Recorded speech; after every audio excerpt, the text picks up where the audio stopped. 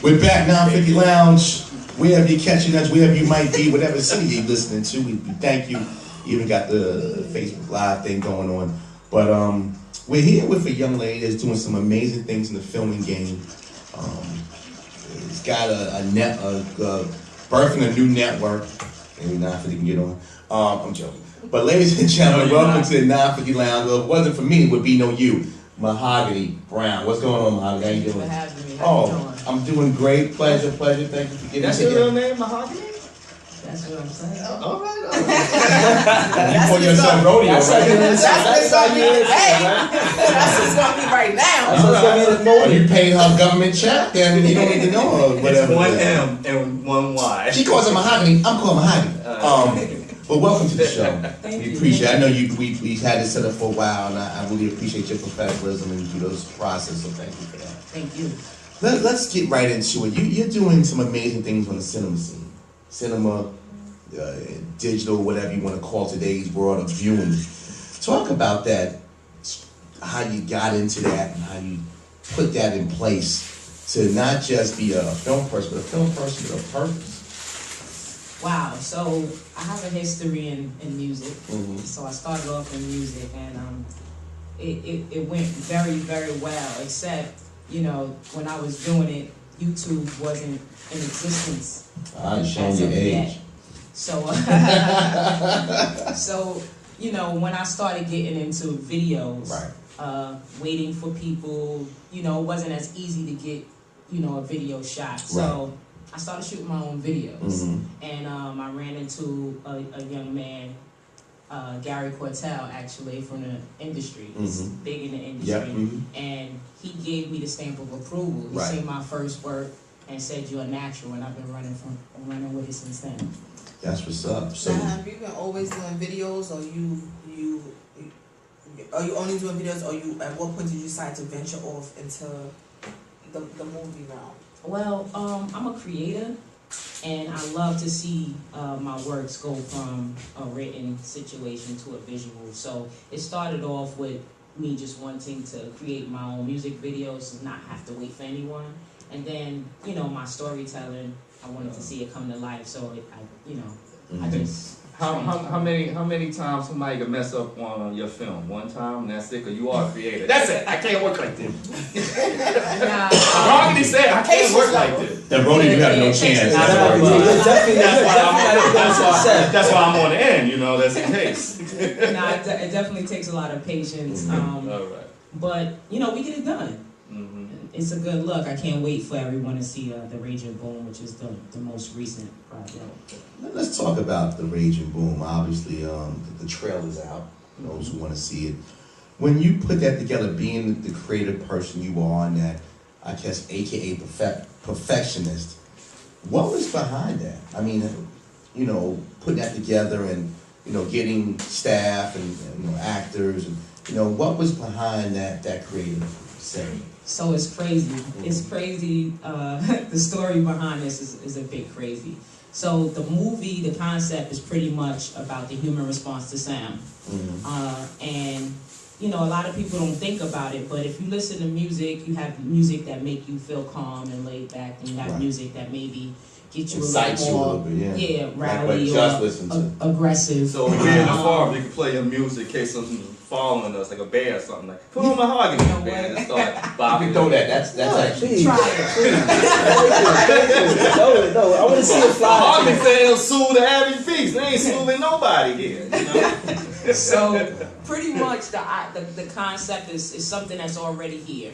But I took it and I put it on steroids. So in the movie, you have all of these different things happening because it's a response to a particular song. All right. When I came up with the concept, you know, I got to writing immediately, and I called myself putting a crew together, and not so many people were reliable. We're gonna say that. Wow. So what made the project that much bigger is the fact that I wore every hat. So I directed, I did camera,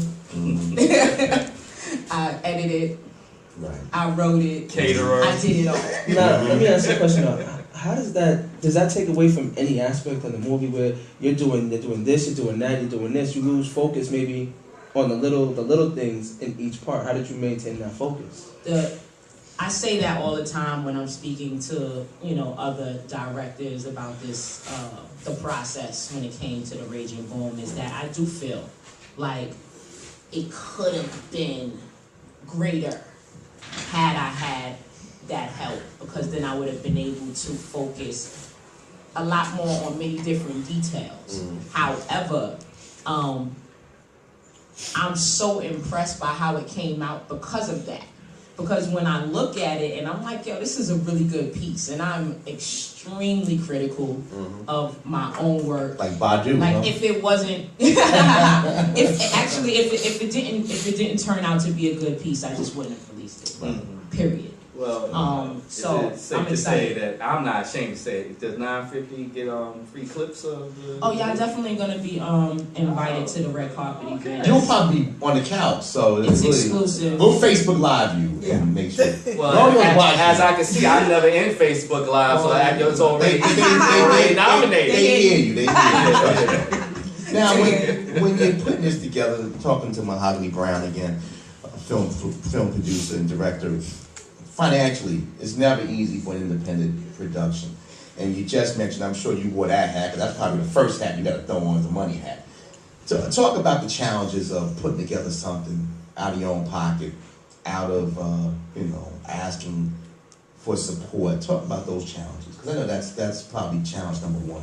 Well, the great thing I would have to say about being me and dealing with people in the level that I deal with them, the relationships help a lot. So, I was thankful to many, because certain things I didn't actually have to come out of pocket for, just on the strength of relationships. That's great. Like location, I had a whole set just handed to me. Wow. A blessing is an understatement. So shout out to O'Shea for that. I appreciate you. I also, everything was out of pocket, so I just had to make sure that I planned well. Yeah. Planning was everything. I just had to make sure I planned well, so I made sure in advance I knew what props I needed. I ordered those, and then when more money came in, I knew exactly where that was going, and that's just pretty much how we got through that process. So if you don't want to go to the table, be shaking. Try this card right here. Credit card. If it goes through, Jesus is good. Oh, Lord, no, I didn't know I had anything on that. That went through. The Raging Boom. Now, is this a project that is, going straight to DVD? Is it something that's, going into the social media? Is it something that you're looking to, submit in a film festival, and maybe it can be pushed to, mainstream line? What's your vision? Because this is your baby. It seems like this is, your project. If you're wearing so many hats, I can't even fathom the amount of sleep you did get, and more so what you didn't get. And then I'm just looking at someone that's like, okay, I need you to do this and this and this. This is the vision. And then it's like, okay, go ahead. All right, wait. And so, what's the vision? Like, where are you really trying to go with this? Okay, so I don't know if you know any of my history as far as film, but prior to this, I had a project called the Straight Talk documentary, which is always also on the .network.tv for you to watch free. I sold out Alvin Ailey Theater 3 times in a row at $25 a pop in 2010, which no one knew me, as an unknown director coming out with a piece that is selling for double what the movie theaters is asking, and to be able to sell out a theater of 300 people 3 times is pretty amazing. So, I kind of like to go against the grain and do it a little differently. So with this one, I'm happy you asked that question, because we didn't announce the date yet, but on the same day that we're doing the private red carpet event for all the invitees, we'll also be doing a Facebook Live, one night only screening of the movie. And that situation is also allowing for another situation that I will I'll talk about later. Yeah. Come back. That's how Take you your last supposed to do. time. See them hanging out there like, Brody, you learning something? You learning how to build? You saw she built that up real step by step, and then just left you there like She got a lot of secrets. Just left you out there like jump. Now jump and catch. Jump. Just and hang out there for a little while. Using technology to your advantage, and that's a great thing. That's the beauty. Again, obviously, we using that here, and it's important that they use all the vehicles, especially when it's a production that is being created. You know, it's not if you had Schwarzenegger's budget, it wouldn't matter. Just do what you got to do. Now, obviously, you know, you got the dot network. Thank you, Warren. That's the boom. The boom, yeah. The dot network, and we talked about this a little bit offline. I think it's a great concept. I think obviously, you know, you're putting your projects there, but I think it has a lot of legs for independence. You know, to get people outside of just doing things on YouTube or other portals that really have they can care less about what they put on and what they do. Talk about the dot network a little bit. Well, the dot network is something I came up with to give a foundation for independent artists like myself.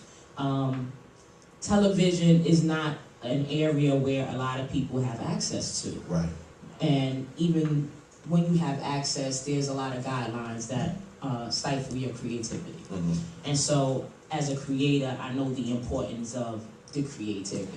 Yeah. So I wanted to create a platform where I could actually, help other creators get into a situation where their stuff is seen, they're making money, and they don't have the same guidelines that television has. Right. But I want it to be extremely tasteful. There's a lot of things that I don't agree with when it comes down to television. Right. Give us an example. Especially how people of color, are marketed to look a certain way. Right. I think we need a platform that takes control of that, and we can actually make sure that we're seen in different lights. Right. Not to say that we won't have a reality show that may have a little ratchet to it, but we're going to have the balance. Right. And I think that's important. I agree with that 100%. I think more than ever in today's world, and what we talked about in our opening segment, is so important. It's always been important, but maybe more than ever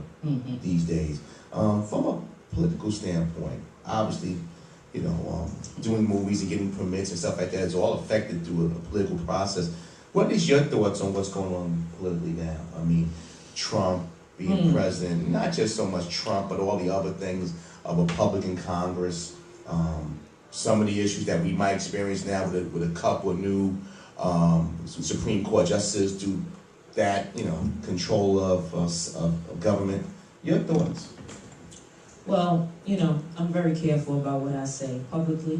Very good, very and I just think that a lot less public talking needs to take place, and people who feel like they're taking the short end of the stick need to get together in more private settings and discuss what moves need to be made.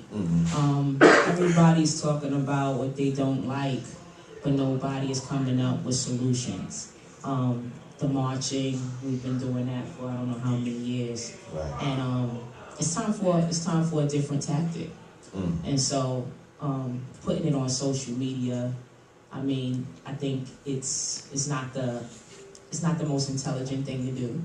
When you're dealing with the powers that be, they have a certain level of control of things, right. And in order for us to be able to combat that, we need to be able to be smart enough to have secret conversations, Go back to the old school feelings. Right. You know what I mean? We can't put all our information out No. there and expect to be able to get in front of this. Pretty much. Achieve it. Everybody that's knows what within- you're doing. I think that's with anything, down to the political process and down to the smallest thing. Just people have social media is big. Let me get my thoughts together because secret. You're right. There's an art to doing things secretly. And we've gotten used to putting things on blast. We airing it out because we're always quick to put things or people on Front Street. And even America does that. We're always quick to say what we're going to do. how we're going to combat situations in other foreign countries, what we should do to protect. And I like to say, we always letting them know what we're doing. We always letting them know what we're up to. This is why terrorism and a lot of things that's going on is always one step ahead, because we tend to put things and anything, we're our own worst enemies. We just have to put it out there. But that's the public though. That's the public outcry of, oh, we want to know this and oh, we want to know that. There's a lot of things you don't need to know as public. You need to just go and live your daily life, and sometimes remove yourself from things that really have nothing to do with you. And that's the problem. Everybody wants to be in everybody else's business instead of taking care of their own business. But the people wouldn't be intrigued about something if you don't put it in their face for them to be intrigued about. Well, this situation is in your face. Oh, of course, dealing with this presidential election, you can't go behind that. But I find peace and quietness. You know, that's for me. That's where all of the information comes. That's where, you know, strategically you can get ahead of things. So I just really do feel people need to do a little more thinking, sit in the quiet a little more, and less of the talking. The talking is like, it's vulnerable. If I say I'm gonna punch you in your face, you know I'm gonna punch you in your face. Sometimes the talking is designed. If I just do it, it doesn't matter. But sometimes the talking is designed because people really don't want to do anything. Because sometimes I'll just say it. I agree. And you ain't gonna really do nothing. So it's the huff and puff, but you're not blowing my house down. So I really think sometimes and that might be now on steroids because of social media and live. And people don't want to do anything. And we talked about that in our first segment. Like, you know, in our communities, we don't start thinking about paying that bill until the little pink letter come and they like in that little light envelope and go, we gonna cut it off now. And that's sad. And we laugh and it's true. But the CP time comments, those things have escalated into other things in our life. And I think even politically or what we feel is respect amongst ourselves, we have done that. You know, backstage you've been quiet, you know, right? He's still mad about the Trump thing. I'm not mad. I'm not mad. I mean, there's no reason to. It's called preparation. It's called. You got 4 years to figure out what we're gonna do. That's what it's called. We gotta prepare. I mean, get your money up. If you don't have a license to carry, you need to get one. Yeah. It's just you just gotta get. Mahagony don't play. Gotta get prepared. Like Omar from the wire. What? We got a problem? Got a problem? I mean, I'm preparing myself. The way that I see it, I'm not panicking. A lot of people are panicking, but panic is not going to get you get you prepared. You need to get prepared. Exactly. No doubt. No knock on your door in the morning. Jehovah's Witness, no knock on Mahagony's door. No. Now I know the raging boom. I know you mentioned some things you don't want to. Part 2 is coming, but where do you see not just this project, but your film career, the Dot Network? Where do you see that going in time? I mean, obviously, again, very intelligent individual. You got a lot of game plans in place, and you kind of like set the dominoes up to have them fall correctly. But what's the game plan? What's the future hold for Mahagony in your project? Well, the situation that I put into play right now should allow for, you know, my own studio space where I can shoot as many movies and as many series and sitcoms as I would like. Right. That's the goal, to just keep creating and become a household name, as well as, you know, I'm trying to come for Oprah Spot a little something, maybe even, you know, surpass her.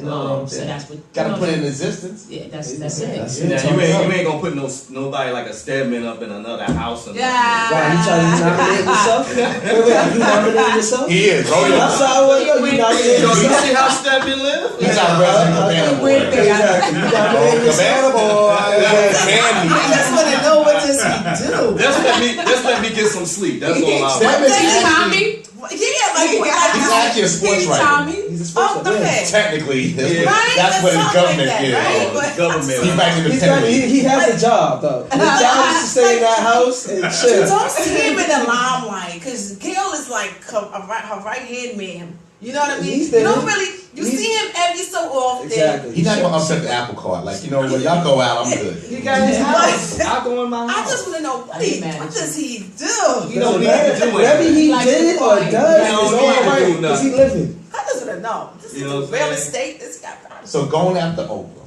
that's Yes, one. Give me yes, something yes. else. Well, sky's the limit. Mhm. Sky's the limit. That's why I don't put myself in director or writer. I'm a creator because I do all things. Yeah. I've been blessed with that. I'm very thankful, and I'm utilizing it. So the sky's the limit.